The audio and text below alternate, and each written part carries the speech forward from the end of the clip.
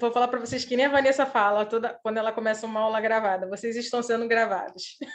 Ou meninas, vocês estão sendo gravadas, né? Porque o Bruno não está aqui ainda não chegou. Então, vamos lá, minhas flores. Hoje a gente vai falar sobre a questão da leitura, né? Eu já passei esse tema para vocês, a importância da leitura. E aí eu me lembro que eu passei, acho que como 2 ou 3, eu não me lembro qual foi, mas foi o segundo ou o terceiro tema. Então, o tema que vai para vocês hoje para fazer como redação é um tema subjetivo e é um tema difícil. Aliás, é o tema mais difícil de todos os 9 que vocês fizeram, né? Que esse é o 9º, é o mais difícil, porque ele é altamente subjetivo, vai dar trabalho. Já estou avisando que o tema vai dar trabalho, para vocês já saberem que vocês vão me xingar internamente quando vocês começarem a produzir. E aí a Esther botou, eu vou sentar e chorar. É bem isso mesmo. Mas é o tipo de tema que a UERJ gosta, então vamos ser subjetivo. Não dá para ser objetivo o tempo inteiro, né? A gente fala muito sobre análise social, problema social, mas a gente não pode esquecer também que a UERJ ela gosta muito de literatura, filosofia, subjetividade, então a gente tem que trabalhar com isso também. Então, vamos embora começar a nossa aula de hoje. Meninas, boa tarde para as meninas que chegaram depois. Então, a gente vai falar sobre a questão da leitura.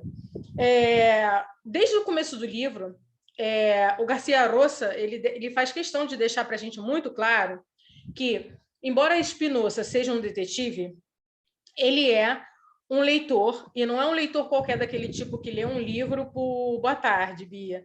Que lê um livro por mês, não.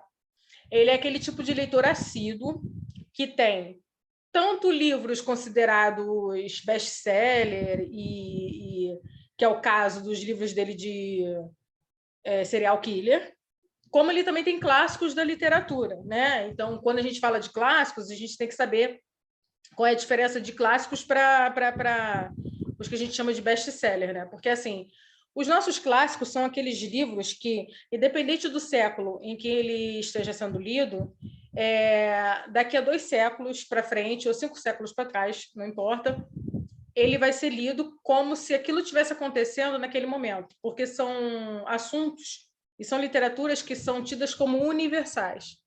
Então, por exemplo, quando a gente está lá lendo Cervantes e a loucura dele, né, de achar que está vivendo na época da cavalaria, a gente percebe, né, que Dom Quixote, na verdade, ele representa a nossa loucura, que a gente tem questão de admitir, que é quando a gente está vivendo dentro de um passado, dentro da nossa vida, né?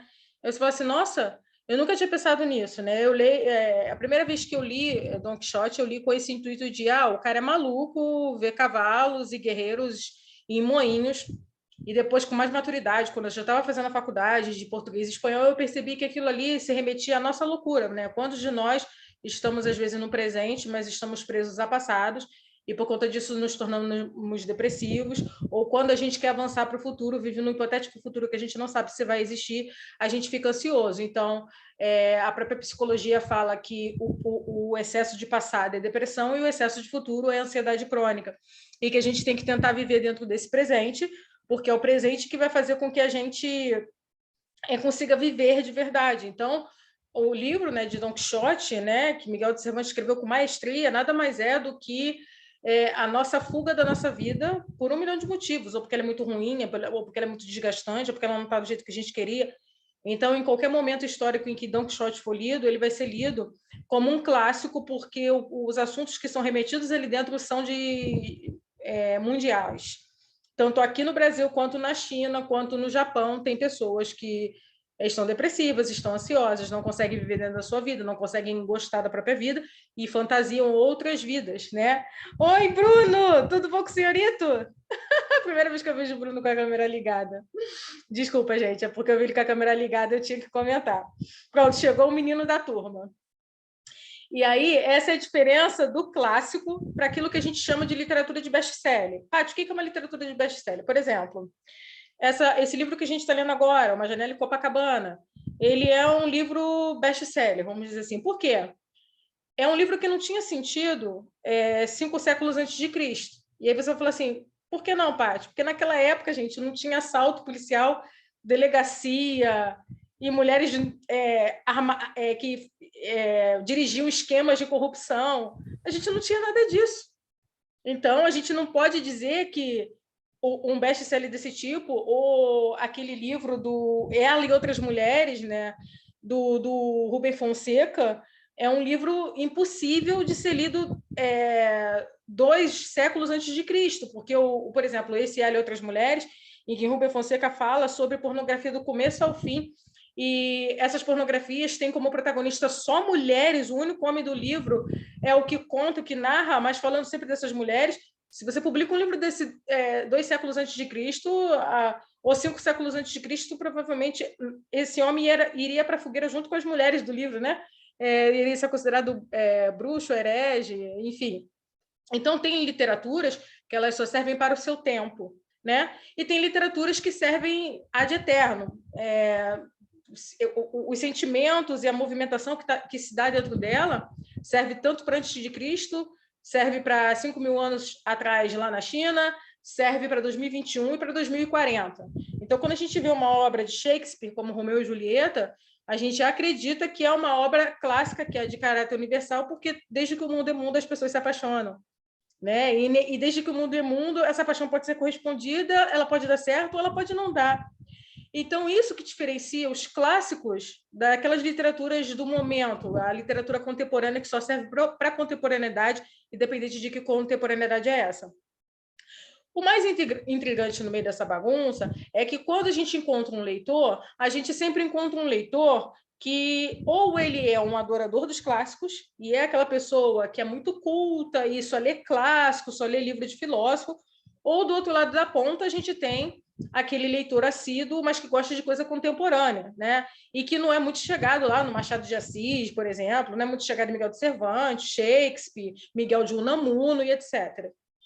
Quando a gente consegue encontrar um leitor que gosta tanto dos clássicos quanto da literatura contemporânea, que é o caso dos romances policiais, porque a gente sempre acha que uma pessoa que adora e é apaixonada por livros cultíssimos como clássicos nunca vai se interessar em ler romances policiais, nunca vai se interessar, por exemplo, em ler Agatha Christie, que é considerado best-seller, a gente acha que é um ponto de conflito, mas na verdade não é. Existem pessoas que, sim, elas são apaixonadas por clássico da mesma forma que são apaixonadas por literatura contemporânea e por outros assuntos. Elas são difíceis de se encontrar, são, né? Mas elas existem. E o nosso leitor aqui, o nosso detetive é esse tipo de pessoa, que na estante dele, na estante que não existe, né, gente? Porque vocês já viram dentro do livro, quem já leu, que ele coloca os livros dele todos eles empilhados na parede, porque ele diz que estante é desnecessário, né? Ele é minimalista, então ele acha que estante os livros são necessários, porém as estantes não. Eu sou uma minimalista também, só que ao contrário dele, eu tenho estante tudo quanto é lugar da minha casa, porque eu sou louca por livros, mas eu gosto deles muito bem organizados, por gênero, autor, e época, e assunto, e etc. e tal.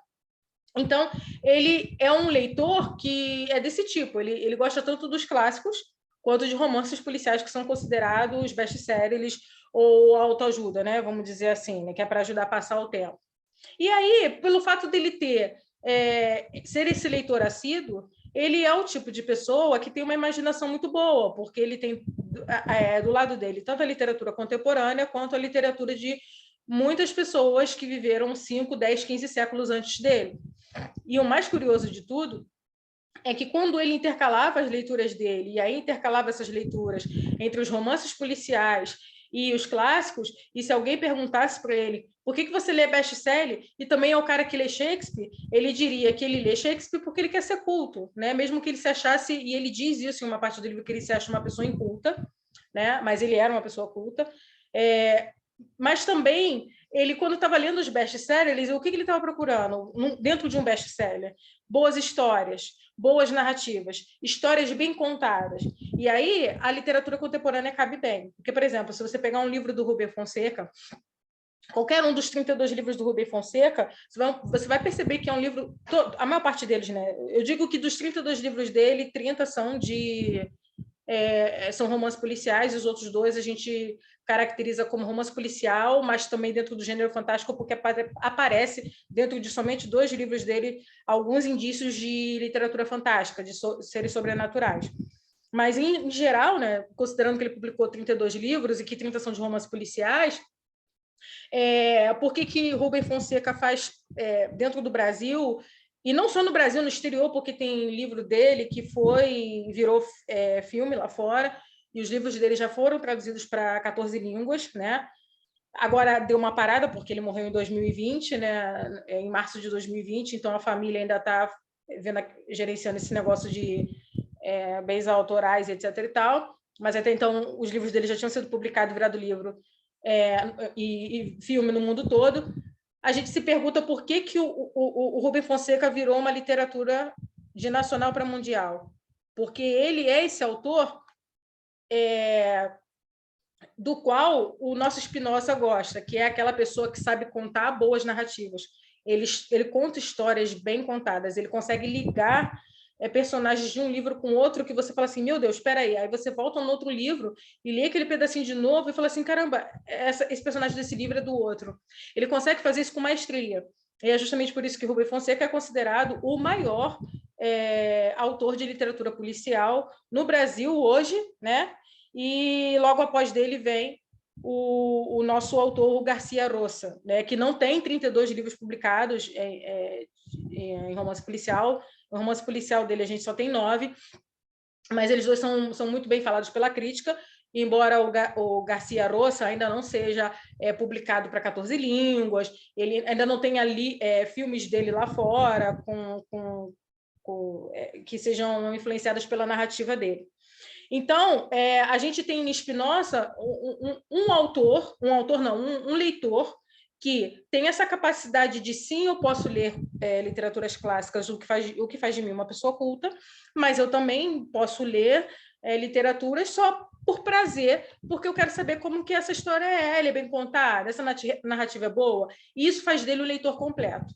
Ele não é o leitor super culto, também não é o leitor bobão que só lê, bobão entre muitas aspas, que só lê o que está acontecendo no momento, só sabe da atualidade. Ele é aquele leitor completo, porque ele consegue ir do 8 ao 80 sem desprestigiar quem está aqui embaixo ou quem está lá em cima no 80.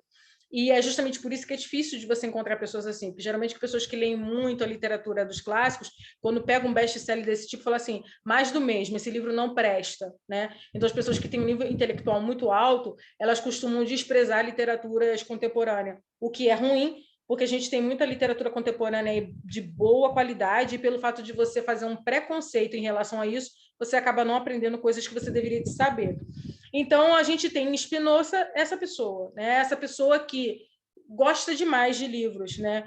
E é uma pessoa que gosta demais de livros e não é elitista. Por quê? Porque dentro da casa dele tem livros novos, mas a maior parte dos livros são antigos.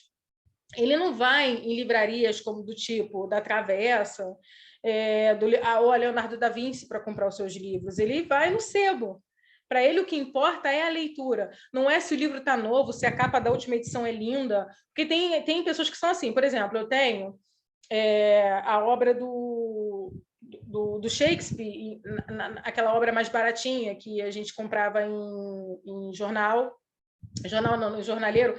Eu não sei nem se mais tem jornaleiro no Rio de Janeiro, deve ter uns 3 ou 4 por bairro. Mas na época que eu entrei na graduação há 17 anos, ainda tinha muito jornaleiro pela rua, e de vez em quando a Globo fazia uns clássicozinhos, ou da literatura brasileira ou da estrangeira, e vendia a cada domingo por R$9. Eu era muito novinha naquela época, e eu me lembro que quando eu entrei na faculdade de letras, meu pai falou assim, tem uns clássicos bonzinhos por R$5,99 que eu acho que você vai gostar. E ele comprou para mim a coleção de Shakespeare inteira, naquela versão folha de jornal, né? Que inclusive as folhas estão altamente amareladas, porque o material era muito ruim. Mas eu sou aquela pessoa que gosta dos clássicos, mas eu também gosto dos livros, gosto de capa dura, gosto de tudo. E aí eu me lembro que no ano passado saiu a versão clássica por R$400 de 3 obras de Shakespeare.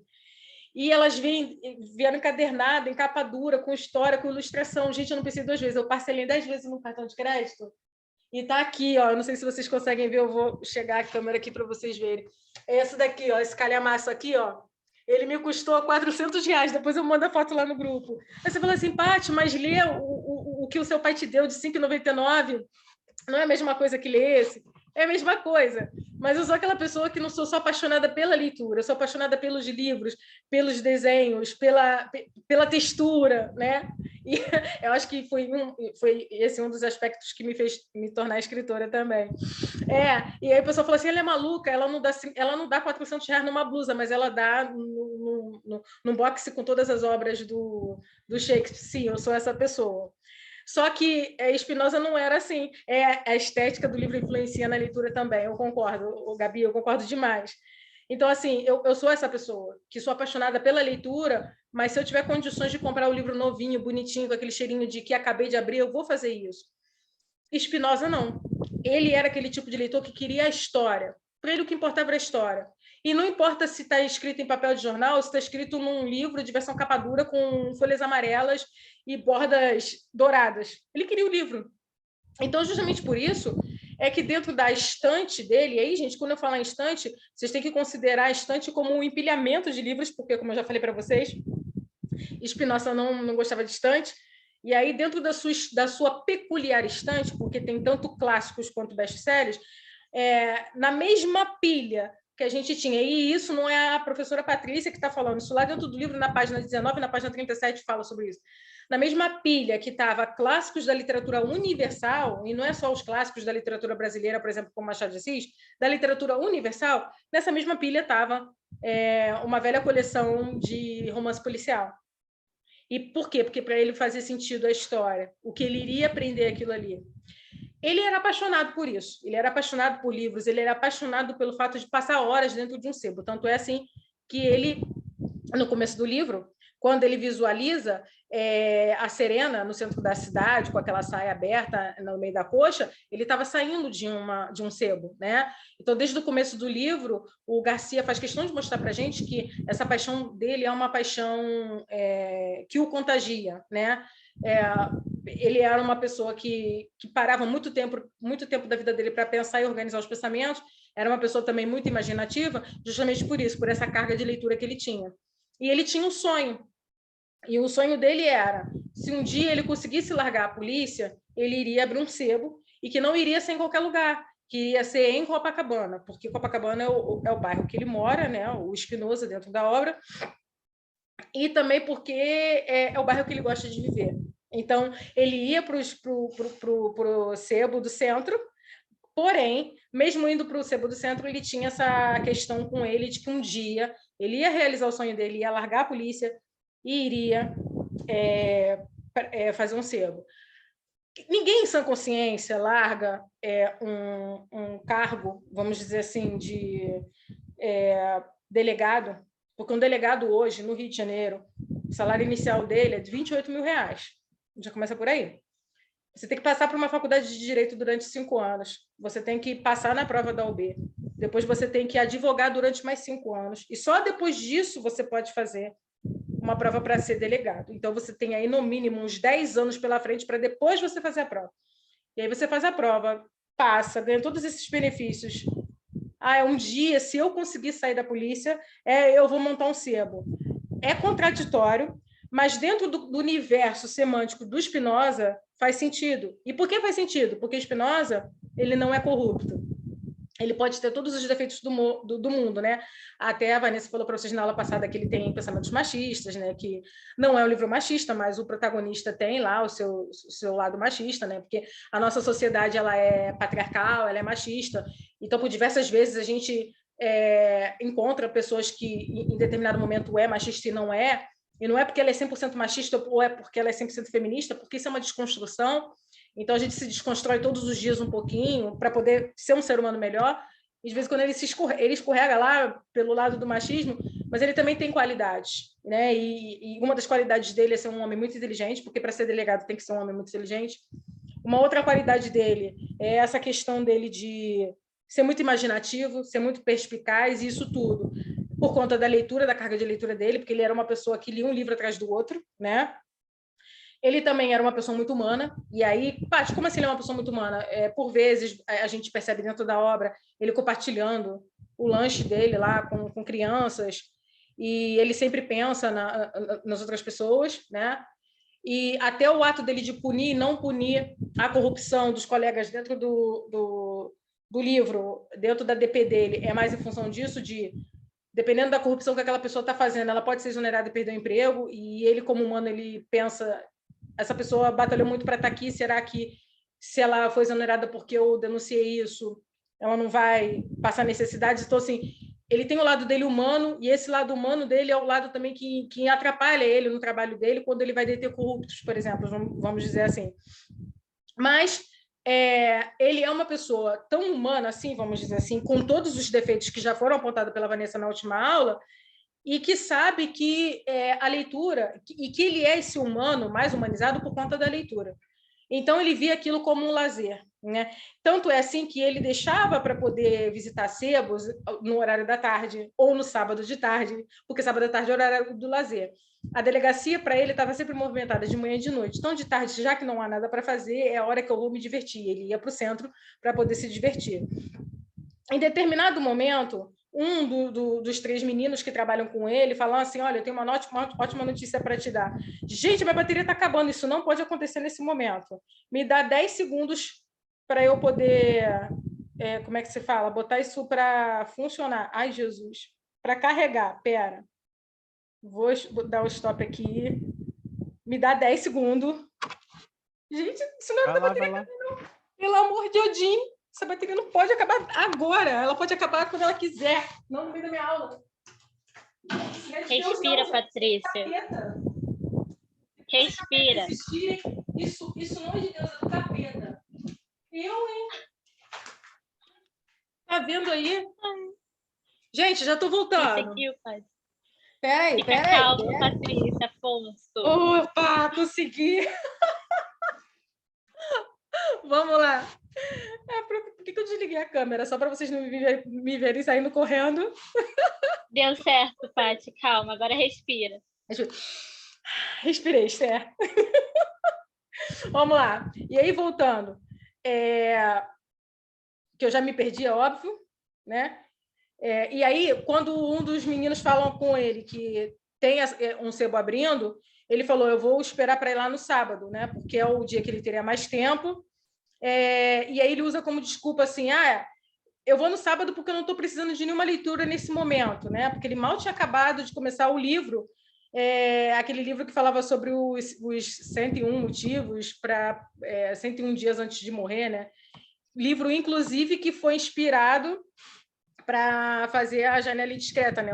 O filme A Janela Indiscreta, que eu falei com vocês sobre esse filme lá no começo do nosso curso, né? E aí, mas Patrícia, por que ele era esse leitor? Ele era esse leitor por aquilo que eu falei para vocês em uma das aulas, eu não me lembro se era a primeira ou se era a segunda, e que eu digo assim, ele é esse leitor porque ele aprendeu a ser assim com a avó, né? E aí, gente, quando eu falo aprendeu a ser assim com a avó, não necessariamente o fato de você ler, alguém ler muito para você na infância, significa que você vai ser um leitor assíduo. Porque se assim fosse, o meu filho seria o devorador de livros do planeta. E todo mundo aqui que conhece o Rafael, né? Porque tem muitos de vocês que já foram meus alunos na escola, então vocês conhecem o Rafael. Vocês sabem que o Rafael é o meu oposto, né? Hoje ele é um homem formado, mas o Rafael, ele tem tanta disposição para ler quanto eu tenho disposição para ir para uma noitada, por exemplo, ou seja, 0. Então, ele não gosta de leitura, embora eu tenha tentado colocar nele esse hábito de leitura. E já a mãe dele, que sou eu, tem um hábito de leitura de ler 5, 6 livros por mês, desde que eu tinha 20 anos. Então, assim, o fato dele ser uma pessoa que lê muito é um plus. Impossível não conhecer seu filho sendo sua aluna. A gente sabe a vida dele toda, exatamente. A Dini já foi minha aluna na escola, ela sabe, todo mundo que é meu aluno, só o Bruno que não sabe muito, porque o Bruno não foi meu aluno antes daqui. Mas depois eu te dou vários spoilers, Bruno. Meu filho não gosta de leitura, tá? Não gosta, assim. A mãe dele é louca por leitura e ele não gosta de leitura. E ainda tem tempo para resolver. Ainda tem. Ele só está com 21 anos, né? Eu fui mãe muito nova, fui mãe aos 17. Eu vou fazer 40 agora. Agora que ele está começando a querer ler, mas assim, vamos esperar. Ainda há solução para ele. Então, assim, a avó dele foi essa influenciadora direta, né? E a avó dele era tradutora. Então, na verdade, ele via a avó lendo por diversão e ele via a avó lendo no trabalho. E é justamente por isso que ele adquiriu o hábito de leitura a ponto de se tornar um advogado. e depois, claro, se desviou para a polícia. Porque uma pessoa que faz direito, ela não pode dizer que não gosta de ler, porque a pessoa que faz direito, o que ela mais faz é ler. Então, no final das contas, essa avó, ela influenciou não só no hábito de leitura dele, mas na carreira dele, na vida dele e na forma dele de pensar. O hábito dele não ter estantes em casa também é da avó. Lá no comecinho do livro diz isso, né? Que a avó dele tinha muitos livros, mas não tinha estante porque ela dizia que não havia necessidade de ter estante. Então, ela empilhava tudo. Então, vamos dizer assim, que as melhores qualidades que ele tem vêm da avó, né? E aí tem uma parte do livro que diz, em que inclusive eu coloquei esse trecho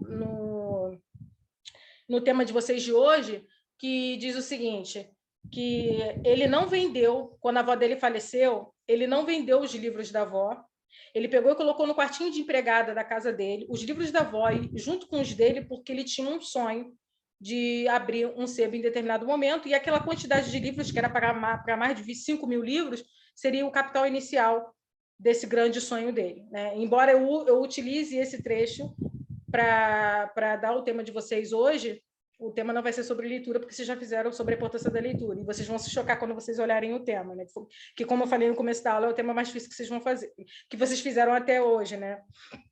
E aí, o que a gente tem? No momento em que ele fala isso para ele, eu vou descer, mas daqui a pouco eu volto, tá, gente? Ele diz assim, aqui, ó, nesse pedacinho aqui, ó. O amor de Spinoza pelos livros é tão grande que ele pensa em abrir um sebo em Copacabana quando ele descobre que abriram um perto da delegacia, ele fica assustado. A conversa dele são boas enquanto permanecem como fantasia, mas quando se tornam realidade, elas nos assustam. Isso ele falando com um colega em relação ao livro. Mas o senhor sempre gostou de livros e sebos. Muito. A ponto de se transformarem num possível projeto de vida. É que quando vemos esse projeto sendo realizado tão próximo de nós, ficamos assustados. Então, no final das contas, esse susto dele não era porque estava abrindo o sebo, é porque alguém tinha colocado em prática um sonho que ele tinha, e que até então ele não tinha tido coragem para fazê-lo. E justamente por quê? Porque a vida dele é muito confortável. Oi. A Esther botou Patrícia Afonso com 2 Fs. Pelo amor de Deus, que tema vai ser esse? Vai ser um dos temas mais difíceis que vocês farão, porque é o mais subjetivo. Dos 8 temas que eu passei para você, a maior parte deles foram objetivos. Esse não, esse vai envolver literatura, filosofia, psicanálise e visão social de mundo, sociologia. Então, vai dar trabalho. Meu Deus, Patrícia! Vai dar trabalho esse tema para vocês fazerem, né? A cara do Bruno agora foi assustadora, ele tá assustado com tipo assim, poxa, só porque é a primeira vez que eu vou assistir a aula da Paty, ela manda um tema assim, é tipo isso, Bruno. Paty, não tô me sentindo confortável, preparada para isso. Não tô preparada. Psicologicamente, muito menos, entendeu? Não vocês já estão avançando, então vamos avançar, botar um tema mais difícil, né? E a cara dela, e você tá rindo, mas é de nervoso. E aí, por que, agora, quando a gente se faz aquela pergunta, por que Garcia Rosa colocou como protagonista um leitor para poder ser o nosso contador dessa história, que é uma história muito bonita, inclusive, mas que é muito chocante, né? E aí, parafraseando a Maria Isabel, no final da redação dela, que ela me mandou sobre o machismo, o final do livro só nos choca tanto, porque a gente é machista ao ponto de achar que uma mulher não teria tanta inteligência para fazer um esquema como aquele que ela fez. Eu achei isso de uma criatividade, de uma inteligência absurda, viu, Maria Isabel? É por isso que eu estou citando. O nosso protagonista é um homem leitor, justamente porque ele consegue decifrar tudo que ele precisa ou não decifrar, justamente por ele ser esse leitor. Então, o intuito do Garcia Rosa, quando ele colocou o Spinoza como nosso protagonista, se você é uma pessoa que lê bastante, independente da sua área de trabalho, você vai ser muito bem sucedido, porque onde as pessoas veem problemas, você vê solução. Onde as pessoas acham 50 problemas, você acha 50 soluções via criatividade e imaginação. E aí, parafraseando Leonardo da Vinci, ele diz que literatura e cinema é quando a gente está tentando justapor a palavra e a imagem, porque ambos são captados pelo olhar. E dentro da profissão do Spinoza, o que ele mais precisa é estar atento ao olhar, é estar atento ao que ele lê, é estar atento ao que ele ouve das vítimas, dos acusados, né, do juiz, de todo mundo que está à volta dele. E por que ele é uma pessoa tão inteligente, tão criativa e consegue perceber coisas que as pessoas... Ele consegue perceber de longe coisas que as pessoas não conseguem perceber nem de perto. Porque ele usa o olhar dele como o espelho do mundo dele, que é a mesma coisa que a gente faz, só que ele usa isso através da literatura. Então, ele não é uma pessoa que olha com olhos nus e ingênuos, como as pessoas em comum.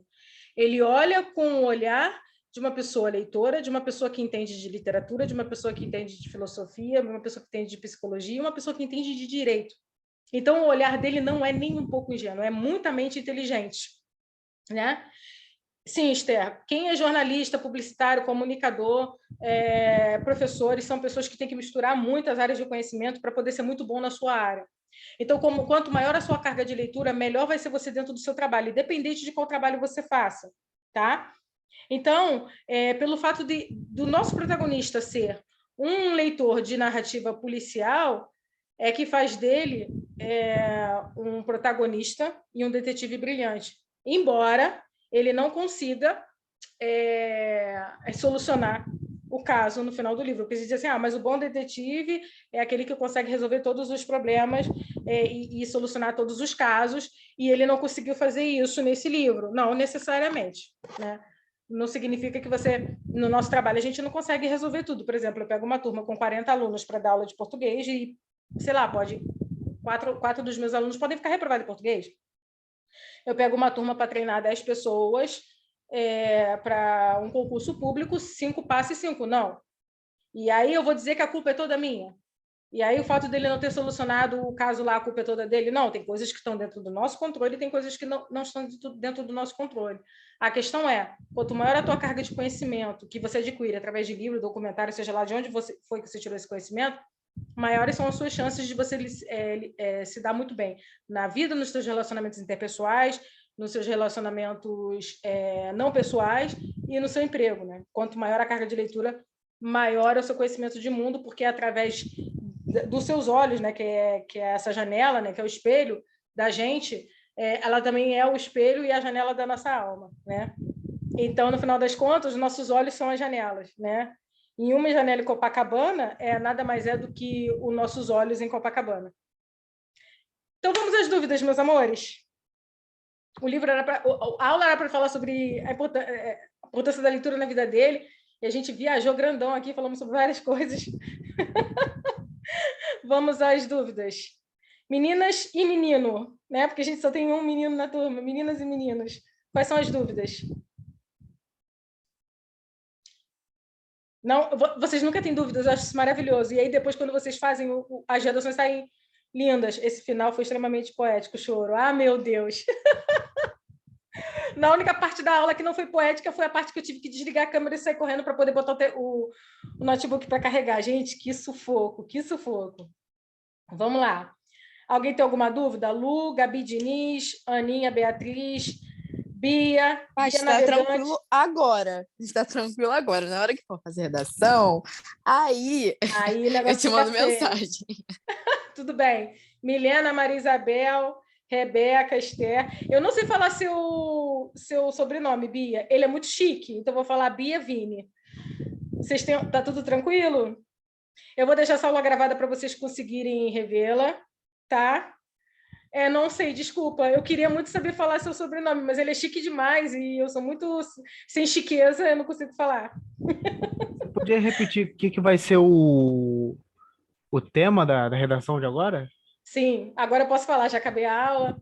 Eu pergunto para vocês como é que a gente faz para auto-sabotar e não conseguir colocar no papel todos os nossos sonhos. Quê? Como assim? Patrícia! Eu vou mandar daqui a pouco, vocês vão me xingar. Mas tá bonitinho.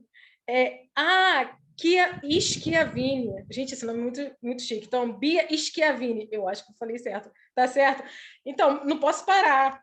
Gabi, vou pegar uma folha do meu diário. A folha do teu diário. Como concretizar os sonhos. Então, gente, eu passei 8 temas objetivos, e aí agora está na hora de começar a passar os subjetivos, porque a UERJ é subjetiva, né? Lembra que eu falei para vocês que eles gostam de misturar literatura, psicanálise, filosofia? A Rebeca botou que tema é esse? É o mais pesado, mas vocês vão tirar de letras. E aí, esse tema é pessoal mesmo, porque para falar de sonhos, vocês vão ter que falar do de vocês, né? E vão ter que linkar com o sonho dele, né? Que o sonho dele era abrir um sebo, né? Mas ele não estava com muita coragem, não, né? Ganhando quase 30 mil por mês, realmente é difícil de ter coragem para fazer um negócio desse. E como fazer isso sem usar a primeira pessoa? Não, mas tem que usar a primeira pessoa, você pode. Na UERJ você pode. Ah, não precisa ser... Em terceira pessoa, não. Ser dissertativo. Pode ser em primeira pessoa. Entendi. Ah, então...